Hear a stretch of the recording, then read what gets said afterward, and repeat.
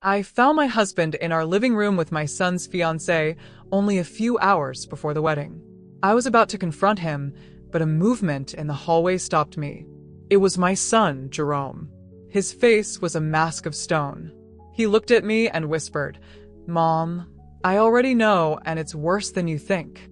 Hello, everyone. Thank you for being here with me today. Before I start my story, I'd love to know what city you're joining me from. Feel free to share it in the comments. Now, let me immerse you in the story.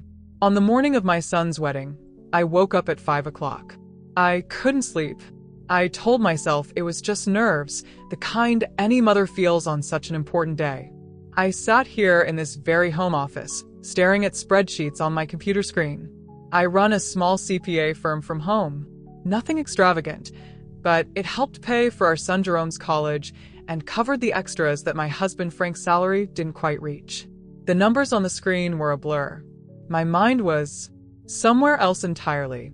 Outside, the world was still dark and silent, but I could already picture the scene that would unfold on the patio of our Atlanta, Georgia estate in just a few hours.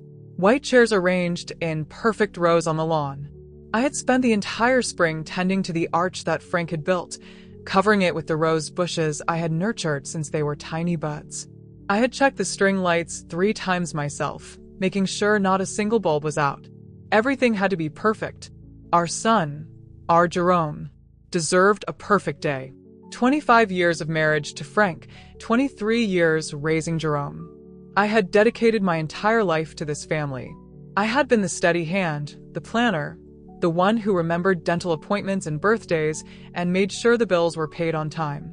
Frank was the charmer, the life of the party, the one everyone loved. I was the foundation he leaned on, and for a long time, that was enough for me. But lately, something had felt off. A silent distance had settled between us. It was in the way he would stop talking when I walked into a room, in the way his phone was always tilted away from me. When I asked if something was wrong, he would simply laugh it off. "Just work, honey," he'd say. "Big promotion on the line." I chose to believe him. What else could I do? You don't toss 25 years of history overboard because of a feeling. The click of the office door brought me back to the present. It was Jerome standing there in his pajamas, a mug of coffee in his hand. He looked exhausted with dark circles under his eyes. At his age, he had my practical nature, but his father's handsome features. "Mom, you've been up for hours," he said. "The wedding isn't until 4 o'clock. "I just want everything to be perfect for my boy," I said, attempting a cheerful smile as I closed my laptop. "Your dad is still sleeping. He left early," Jerome said with a strange note in his voice. He walked over and sat on the edge of my desk, suddenly looking much younger. He said something about picking up a gift for Ella's parents, the Ellingtons. I frowned. That was new to me. "Mom," he said, hesitating. "Can I ask you something?" I turned my chair to face him. Under the harsh light of my desk lamp, his worry was evident. "What's on your mind, sweetie?" He took a deep breath. "Do you think Ella really loves me?" The question hit me like a punch to the gut. Ella, his fiancée, ambitious, beautiful, a young architect from a wealthy, lifelong family with influence. On the surface, she was everything we had always wanted for Jerome. But I'd had my own doubts. I had seen how her eyes would sometimes drift when Jerome talked about his passions, how she checked her phone during family dinners. "Why would you ask that, honey? It's your wedding day." "I know, and maybe it's just last-minute jitters," he mumbled, staring into his coffee. "But sometimes when she looks at me, I feel like she's looking right through me, like I'm just a box she needed to check off on her way to the perfect life." He paused. "And lately, she's been spending a lot of time with Dad. They're always talking about finances, investments. She says he's mentoring her." I wanted to tell him about the things I had also noticed. How Frank's eyes followed Ella around the room. How he always found excuses to help her with her code or refill her drink. How he knew exactly how she liked her coffee. 2 sugars and a splash of milk without having to ask. Instead, I reached out and squeezed his hand. "Wedding jitters are normal, sweetie. Marriage is the biggest step you'll ever take." "It's not just jitters, Mom," he said, his voice breaking. He finally looked up at me, his eyes filled with a pain that terrified me. "I think she's in love with someone else." I froze. The blood turned to ice. "What makes you say that?" "Little things," he whispered. "The way she lights up when Dad calls. How she always asks about him first when she comes over. I saw them in the garden yesterday just talking. And the way he looked at her. It wasn't how a father-in-law should look at his son's fiancée." I felt a flush rise up my neck. I forced my voice to stay steady. "Jerome, that's a very serious accusation." "I know," he said, shrugging. "And I hope I'm wrong. God, I hope I'm wrong." Before I could reply, the door opened again. It was Frank.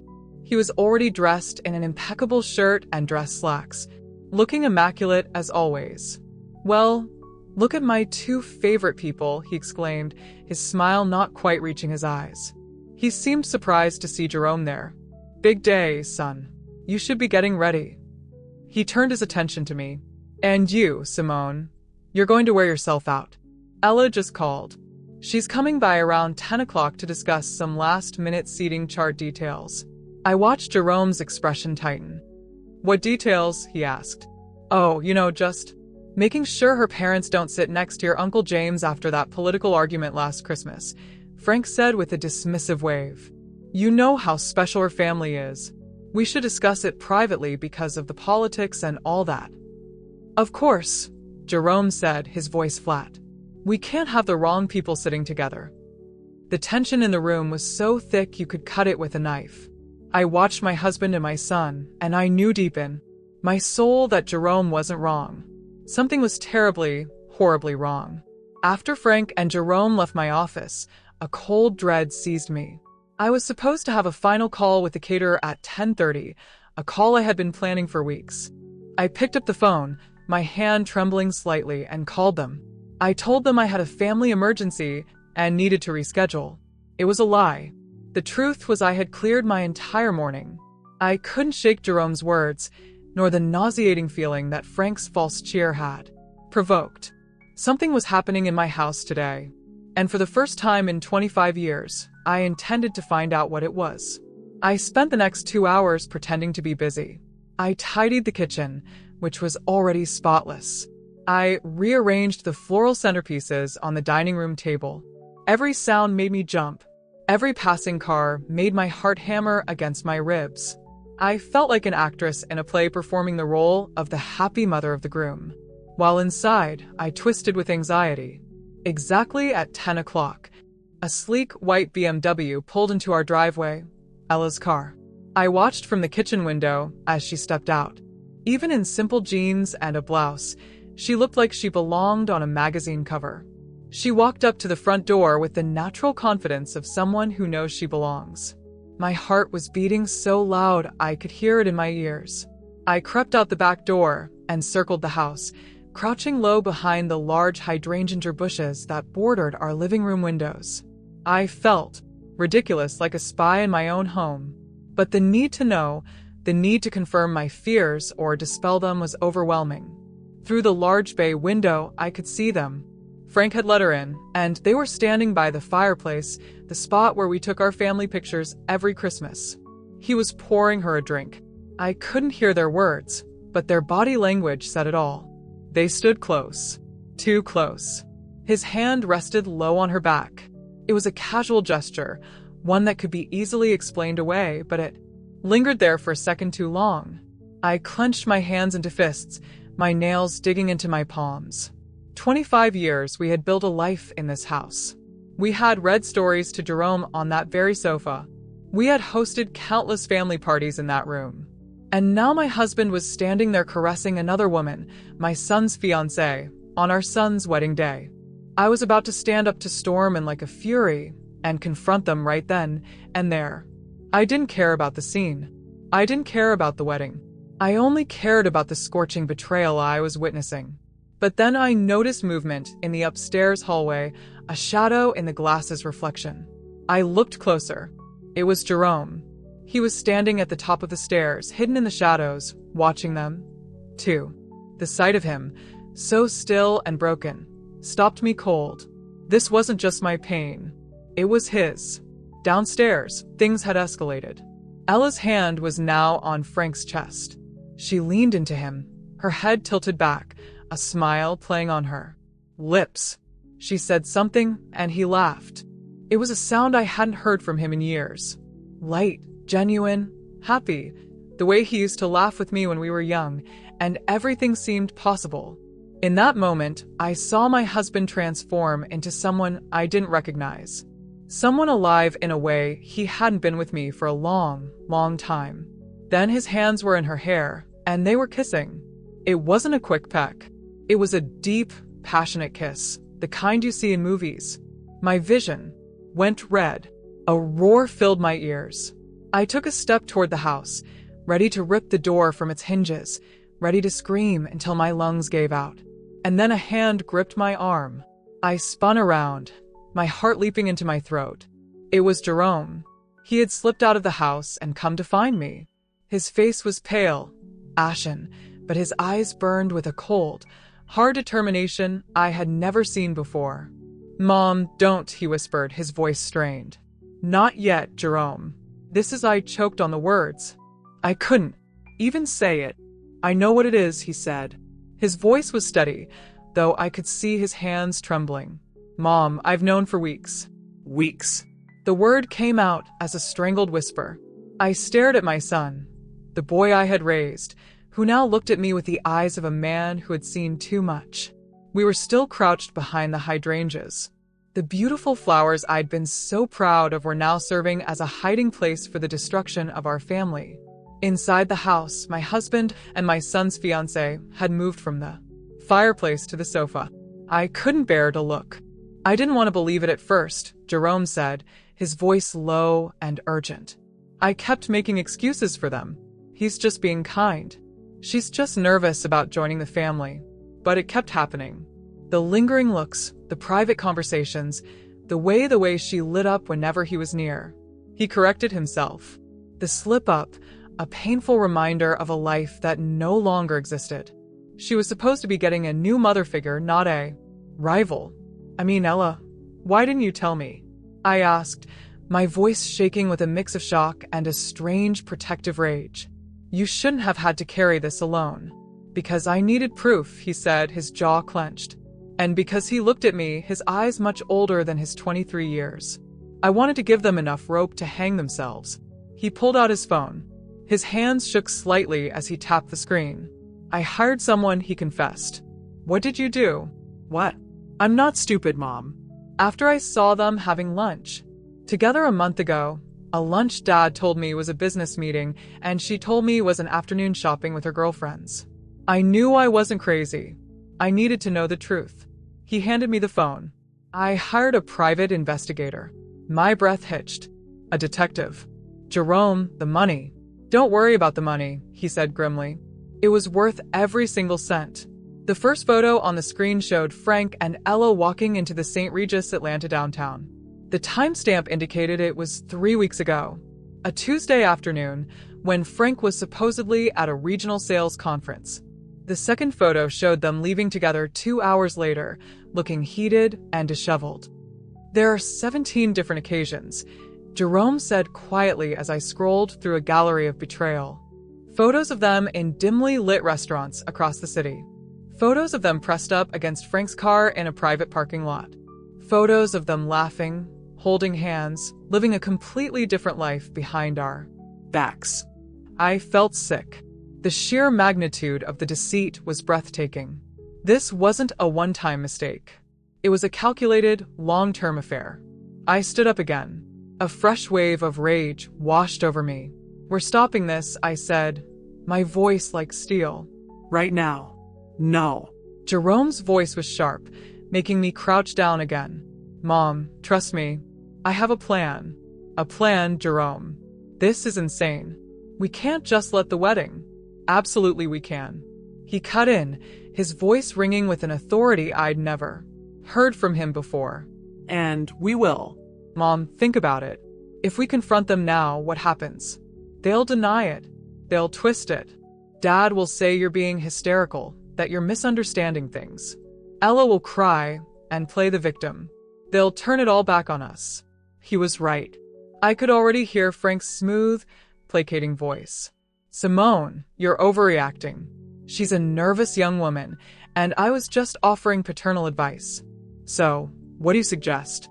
I whispered, my anger giving way to a cold, terrifying clarity. Jerome's smile was something chilling and unfamiliar. Public humiliation, he said, the words hanging in the air between us. Total and absolute destruction of their reputations.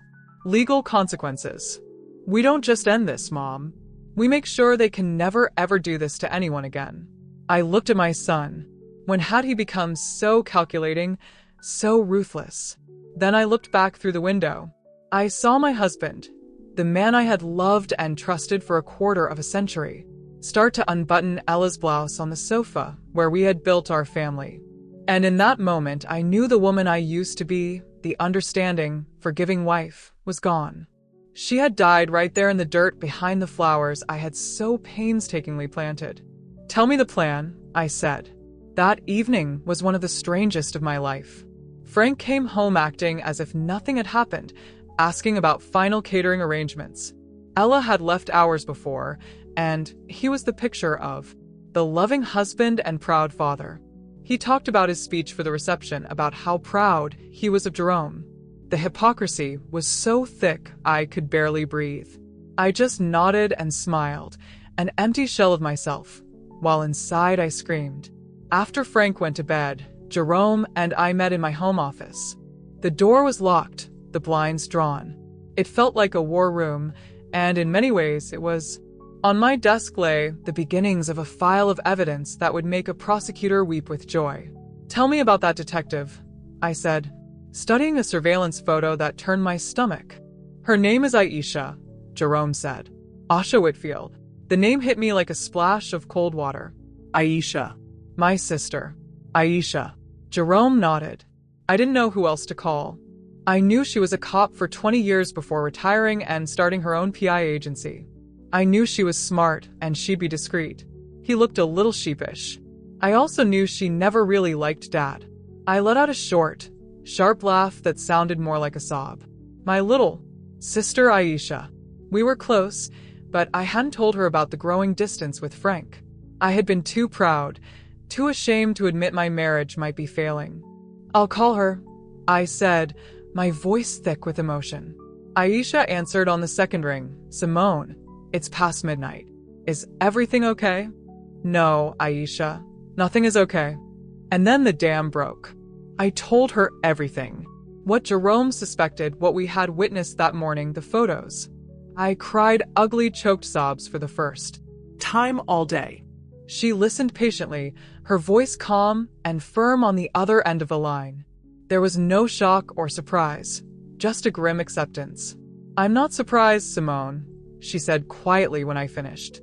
I've seen the way he looks at that girl. I was hoping I was wrong. Jerome told me about the photos, I said, wiping my eyes. What else do you have? More than you probably want to know. Her voice turned professional. I've been tracking their movements for 3 weeks. They meet twice a week like clockwork at the St. Regis Atlanta. He always pays in cash. They eat lunch at fancy restaurants he'd never take you to. Last week, he took her to Cartier. I felt that flush of rage again. Our money. The money I managed so carefully. The money that was supposed to be for our retirement, for our future. And Simone, Aisha's voice was soft. There's more now. Something bigger. I've been digging into Frank's financials, trying to figure out where all this cash for the hotel rooms and gifts is coming from. He's been sloppy. What did you find? I asked, dreading the answer. There was a long pause on the line. It's not just Ella, she said, voice heavy. It's not the first time.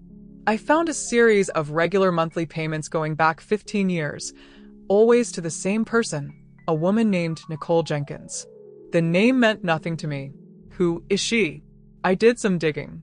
She was a junior associate at his old firm when Jerome was a child.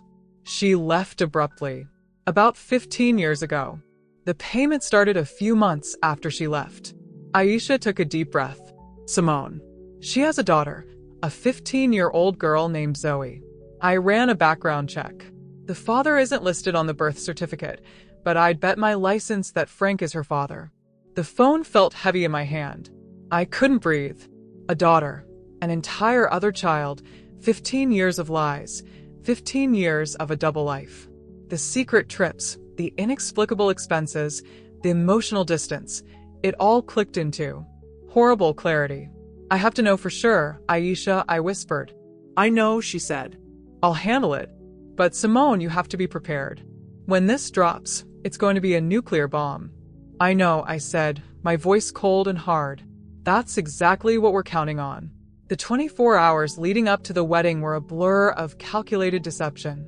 I moved through the preparations like a ghost, my body on autopilot while my mind raced.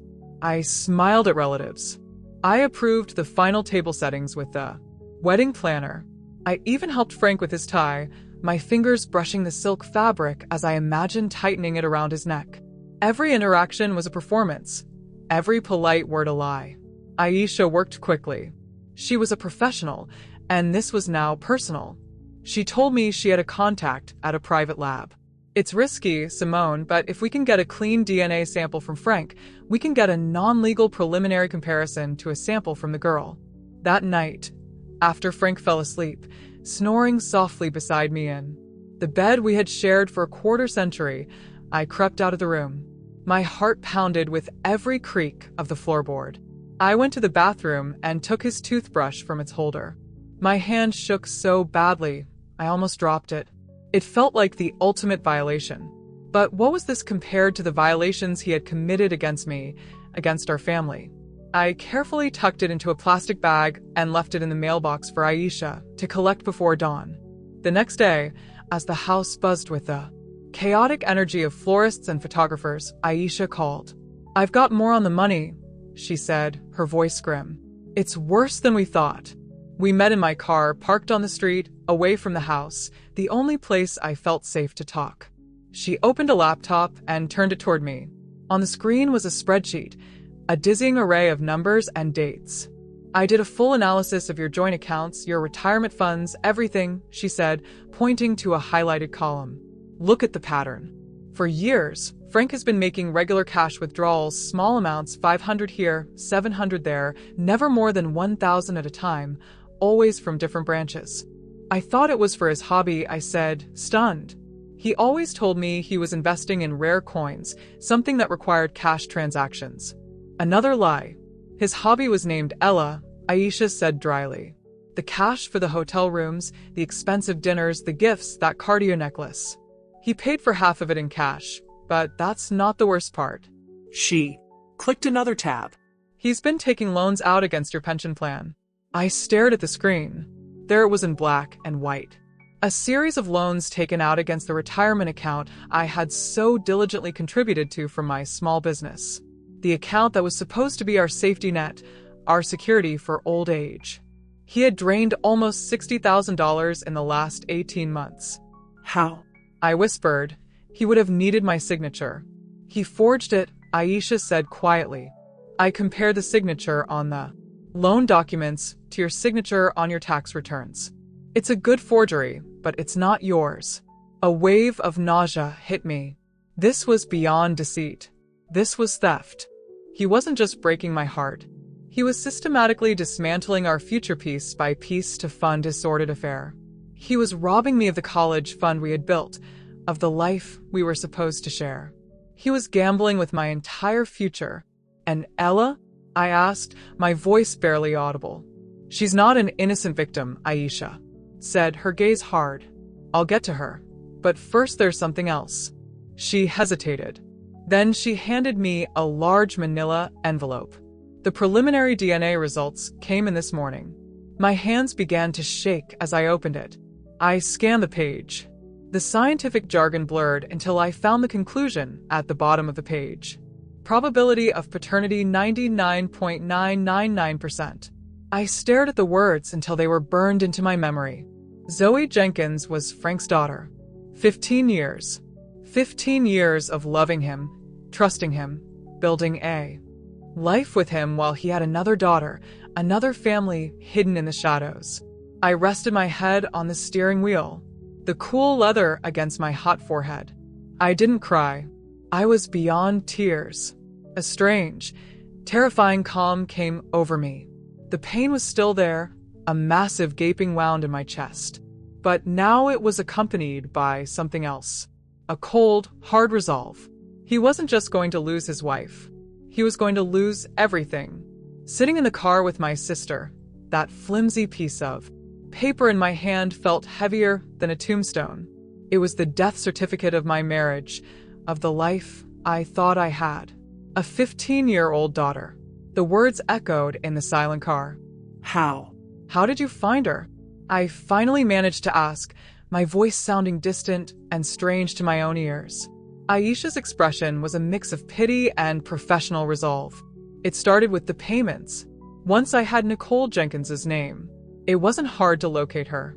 She lives just 2 towns over. Simone about 20 m away. 20 m. For 15 years, he had been living a secret life a short drive away. How many times had he told me he was working late? How many business dinners had he attended? How many weekend golf trips had he taken? My mind spun as I mentally reviewed years of excuses and lies, each one now taking on a new sinister meaning. I swung by the house yesterday morning. Aisha continued, her voice soft. I posed as a market researcher. Nicole opened the door, and behind her I saw the girl Zoe. Simone. She's the spitting image of him. The same dark, intelligent eyes that first drew me to him all those years ago. The same smile. She's unmistakable. I imagined it. An innocent teenager in all this who looked just like my husband. A sister my son never knew he had. The thought was so surreal, so monstrous that I couldn't fully process it. My family wasn't just broken. It was a fraud, a carefully constructed lie that I had unknowingly helped maintain for more than half my life. Does the mother Nicole know about me?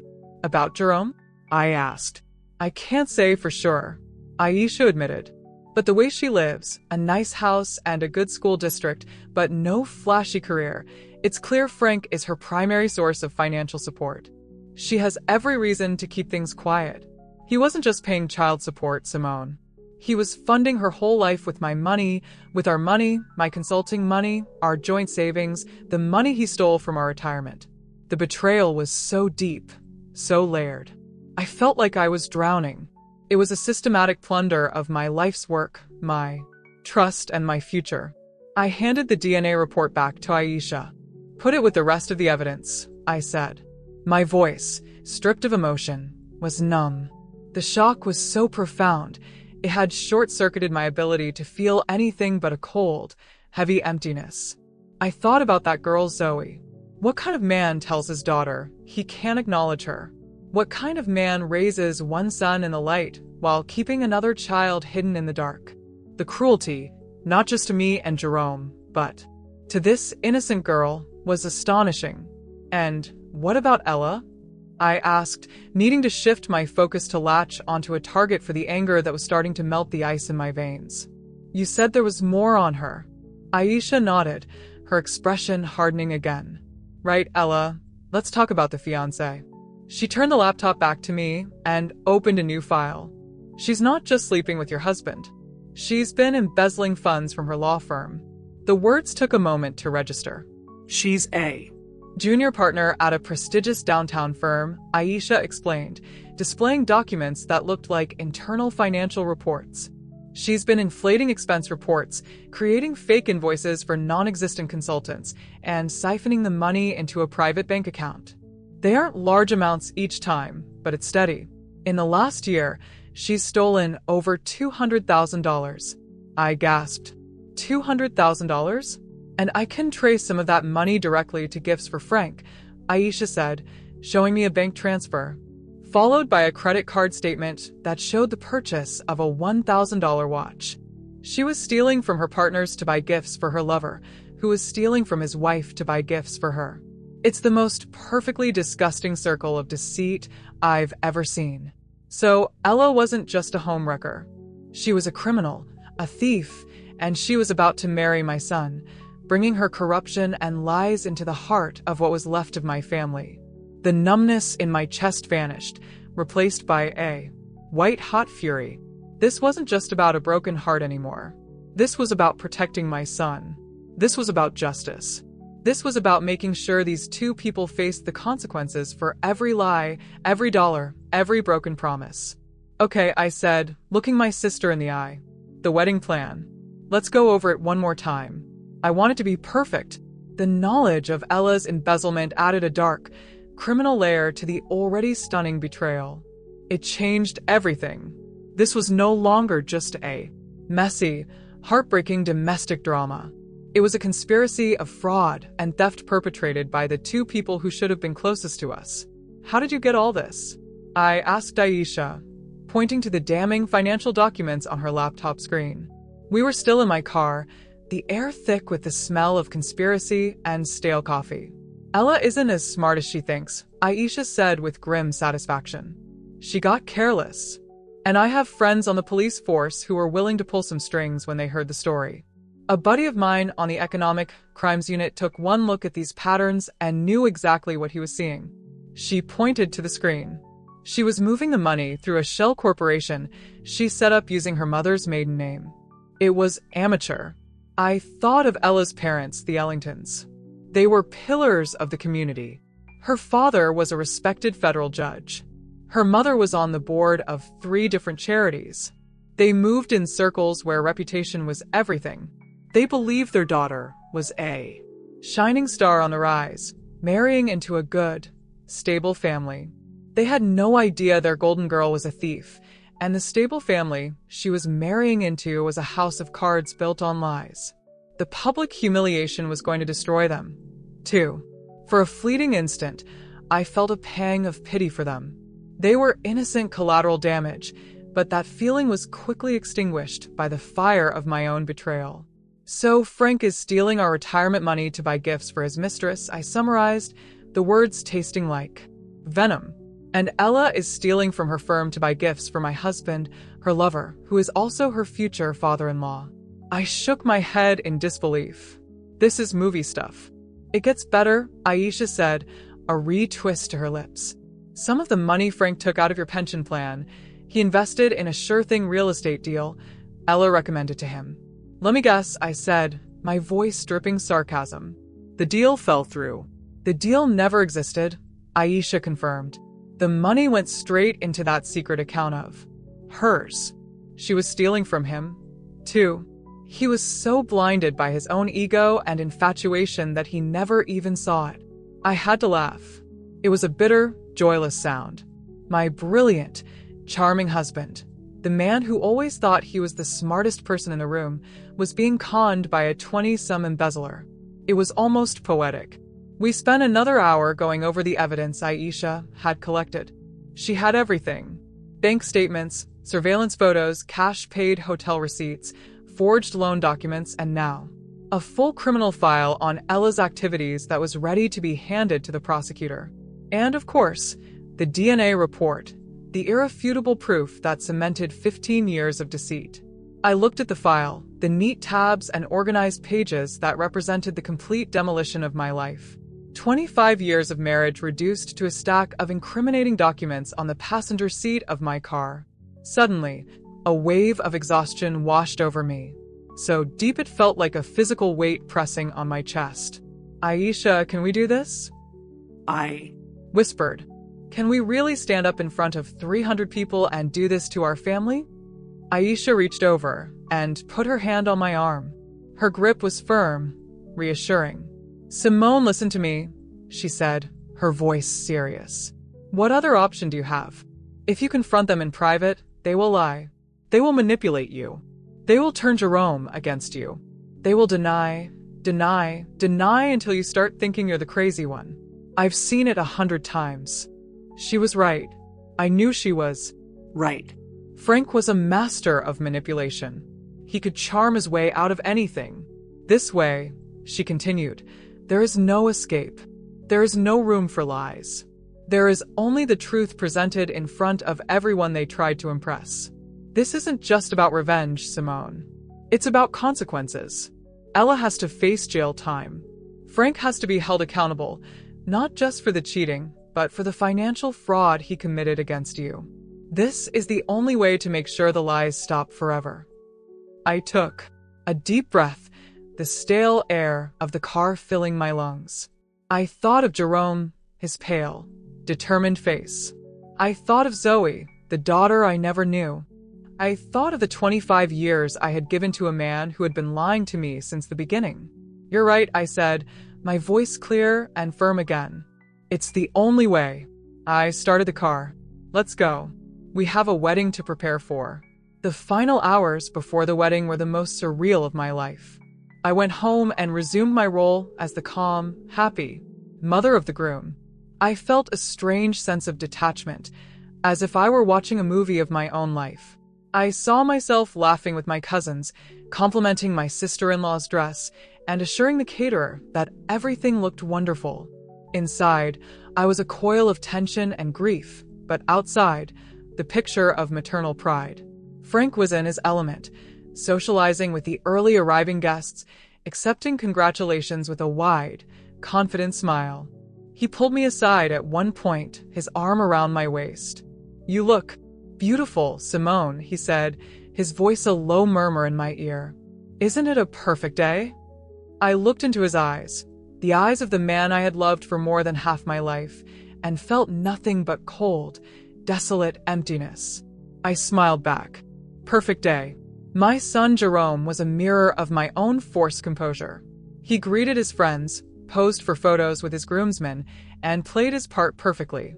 But every time his eyes met mine across the crowded lawn, I could see the same steel resolve reflected. There. We were in this together. We were soldiers waiting for the signal to strike. The plan was simple, and Aisha had rehearsed it with us until we knew it by heart. She had arrived early, disguised as a member of the catering staff. Her professional audiovisual equipment was hidden in plain sight.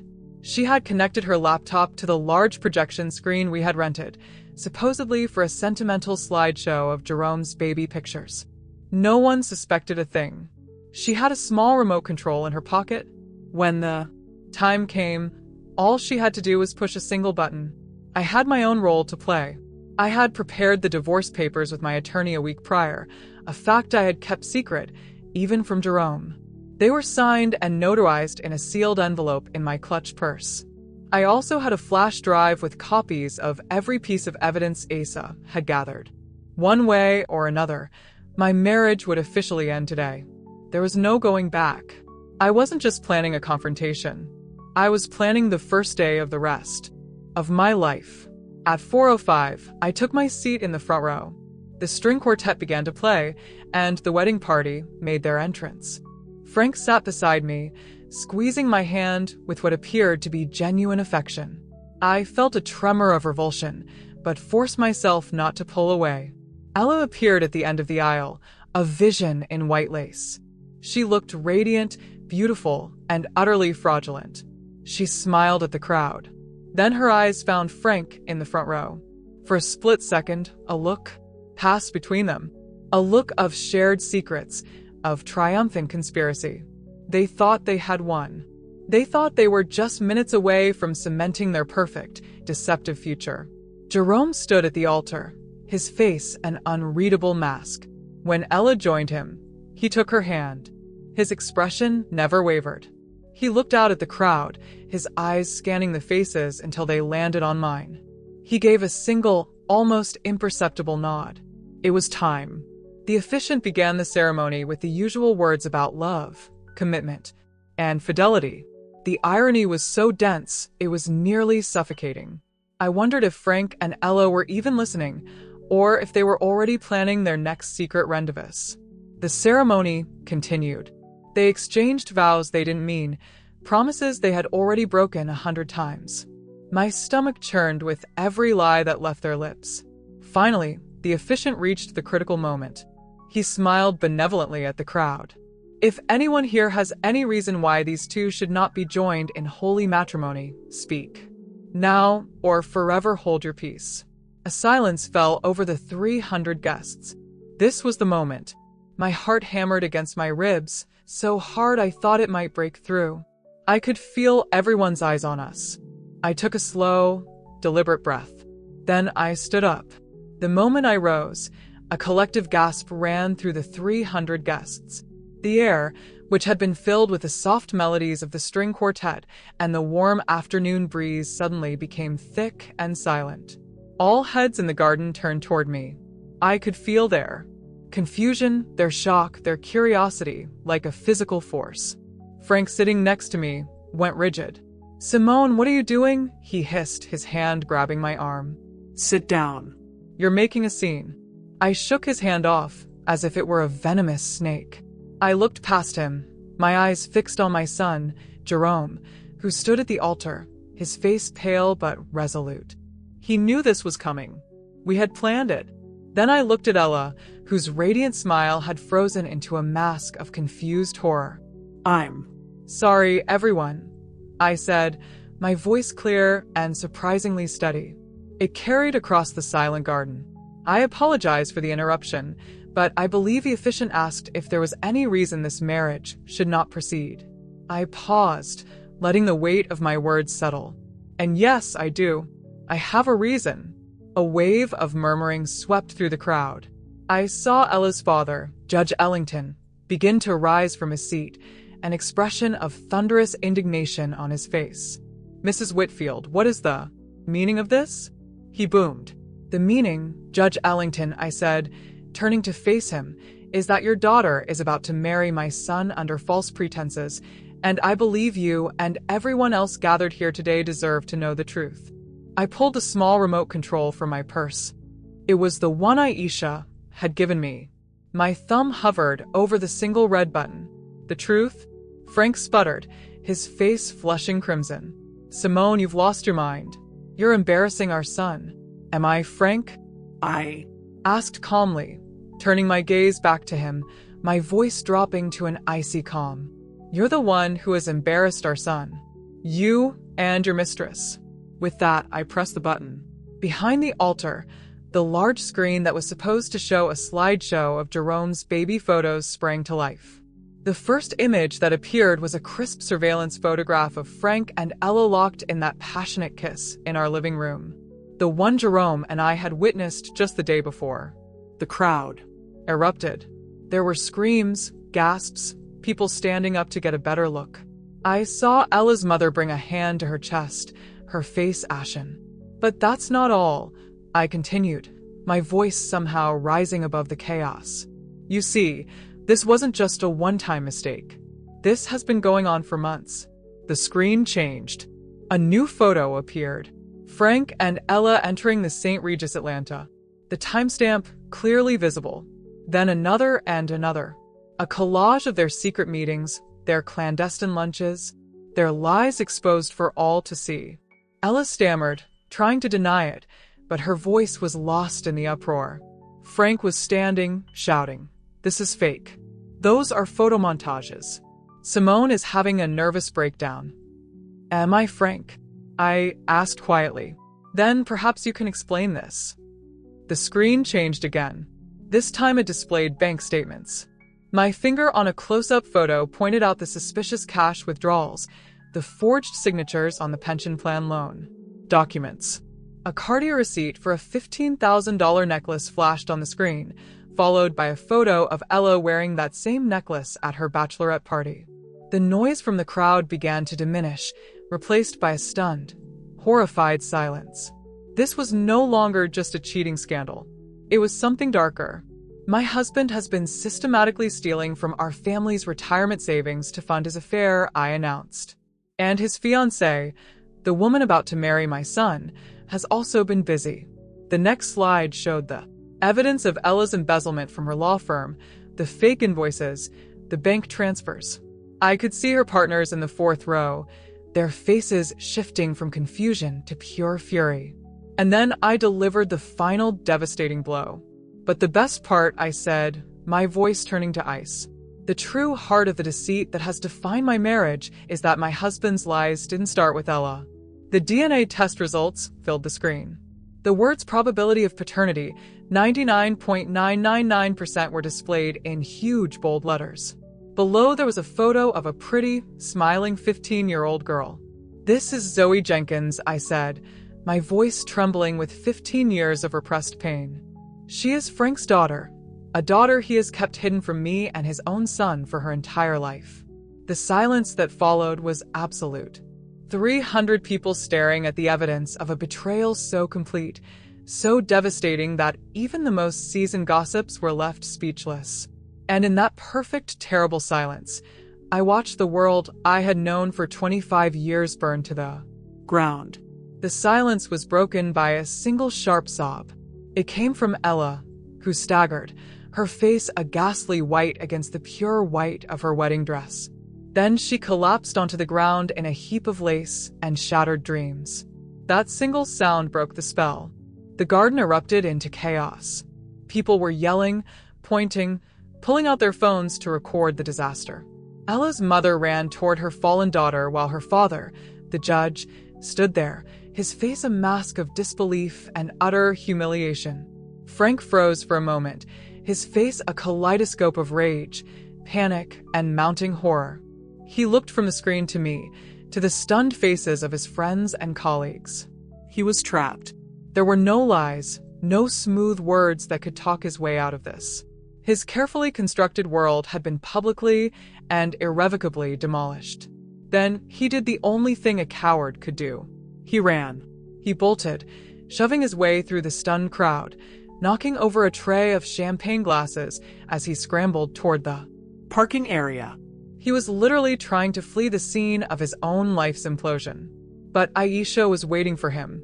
My sister, still in her catering uniform, stepped out from behind a large oak tree bordering our property.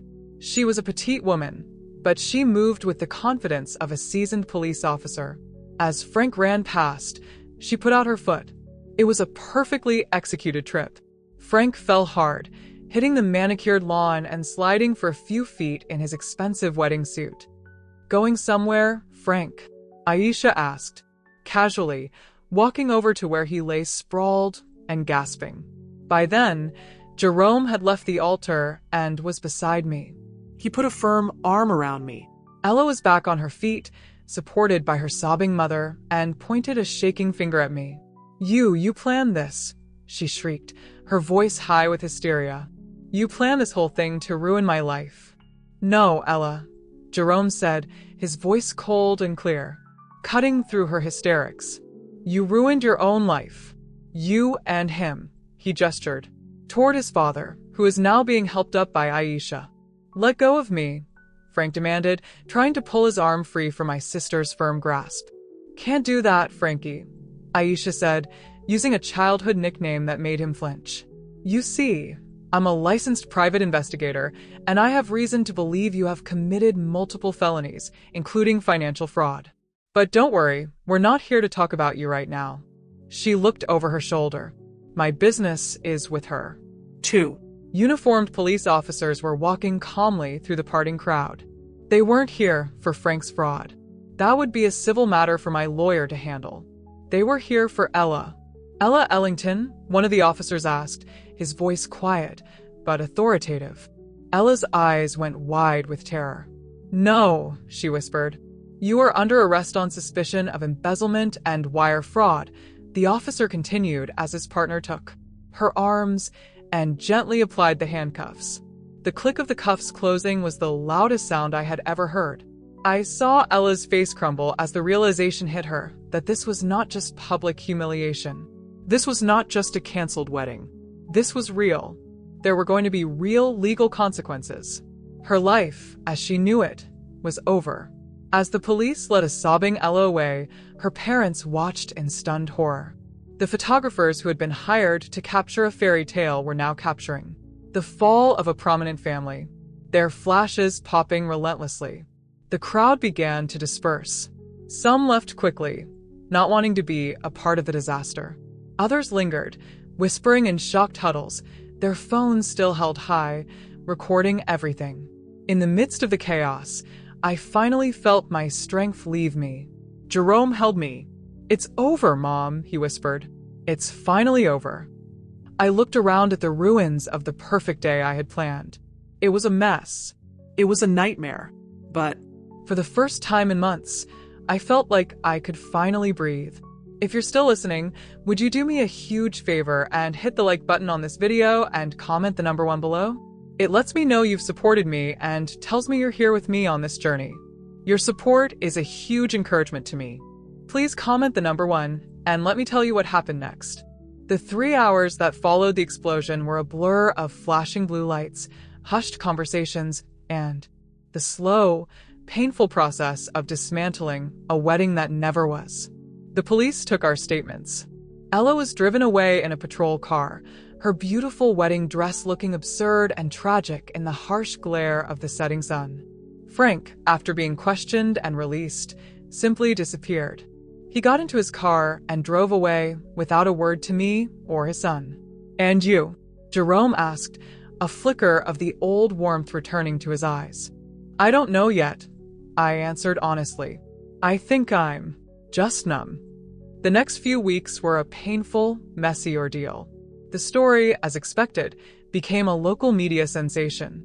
Scandal on wedding day, fiancé arrested at altar, groom's father implicated in decades of deceit.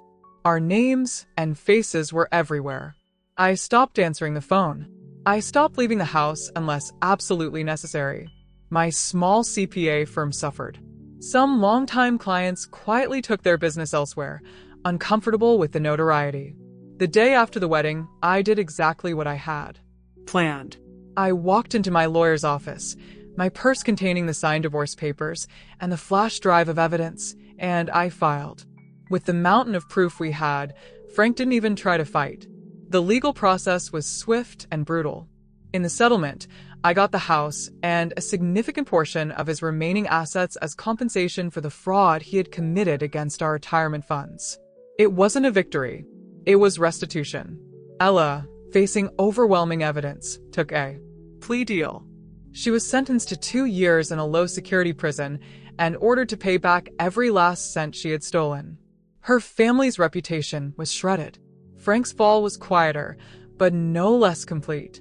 He lost his job, his reputation, and the respect of everyone he knew.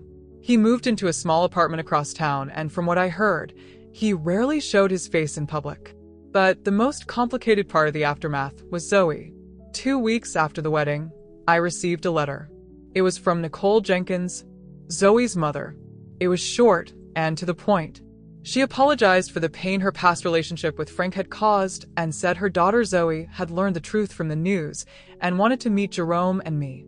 I sat with that letter for 3 days. What was I supposed to do? This girl was the living embodiment of my husband's biggest betrayal.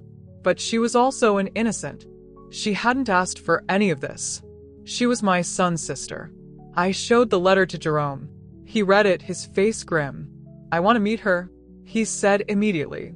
"She's my sister, Mom. She deserves to know her family, or what's left of it." So I made the call. We agreed to meet at a neutral location, a quiet coffee shop in a town halfway between ours. I was terrified. As we waited for them to arrive, I twisted the napkin in my hands until it was a frayed mess. Then they walked in. Nicole was an ordinary, tired-out-looking woman who seemed to carry the weight of her secrets in the slump of her shoulders. And behind her was Zoe. The moment I saw her, my breath caught. Aisha was right.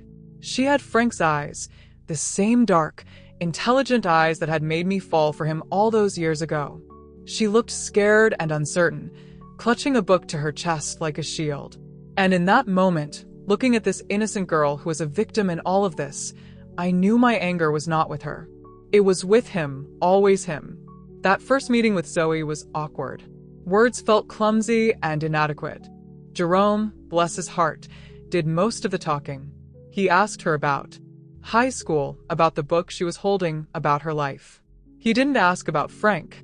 He simply treated her like a person, like a sister he was meeting for the first time.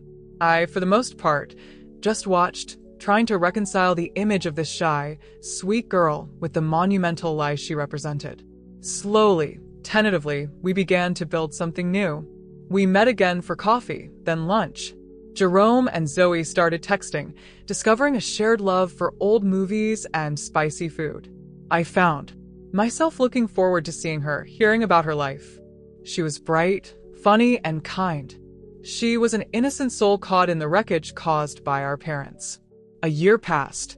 Life settled into a new, unfamiliar rhythm. The divorce was finalized. The media storm subsided, replaced by newer, fresher scandals. I poured my energy into rebuilding my business, and slowly my clients started to come back. I sold the large family home with its yard full of ghosts and bought a smaller, more manageable townhome for myself. It was Quiet, peaceful, and it was mine. Jerome, after months of therapy to work through the trauma of the betrayal, was thriving. He had left his corporate job and gone back to school to pursue his true passion, landscape architecture. He was designing beautiful spaces, creating order and beauty out of dirt and stone, a fitting metaphor for what he was doing with his own life. He was dating a lovely young woman, a kind, genuine librarian who looked at him like he was the only person in the world. And Zoe. Zoe had become a part of our lives. She came over for dinner every other Sunday. She and Jerome had developed a real sibling bond, teasing each other and talking for hours. I found myself feeling a fierce, protective love for her. She was no longer a symbol of betrayal. She was just Zoe, my son's sister, and in a strange way, a part of my family. One evening, about a year after the wedding that wasn't, I was sitting in the living room of my new home when the doorbell rang. It was Frank. I hadn't seen or spoken to him since the day he fled our ruined reception. He looked diminished, older, grayer, the confident arrogance gone, replaced by a deep weariness. He asked if he could come in. I hesitated. Then I stood aside. He told me he was in therapy. He said he was trying to understand why he had done the things he had done. He apologized. He said he was sorry for the lies, for the betrayal, for the pain he had caused me, Jerome, and Zoe. I listened, and I knew he meant it, but an apology couldn't erase 25 years of deceit. I forgive you, Frank, I said. And I was surprised to find I actually meant it. Not for you, but for me. I can't carry that anger anymore. It's too heavy. I looked him in the eye. But I will never trust you again. We can never go back. He nodded, a sheen of tears in his eyes. I know, he whispered, and then he left. That night, as I got ready for bed, I found myself thinking about the woman I was a year ago, crouched in the dirt behind the hydrangeas. She was so broken, so lost. I wished I could go back and tell her that everything would be okay, that the pain wasn't the end of the story. The family I thought I had was a lie. It shattered into a million pieces on that sunny afternoon. But what Jerome, Zoe, and I built in its place was smaller, quieter, and imperfect. But it was honest. It wasn't built on comfortable lies, but on a difficult, painful, and ultimately freeing truth. We had lost everything, but in doing so, we had found something real. And for the first time in a long, long time, that felt like enough. Thank you. Thank you for listening to my story. If you've been through something similar, or if any part of this has resonated with you, please feel free to share your thoughts in the comments. Your stories matter. And if you'd like to hear more, please consider liking this video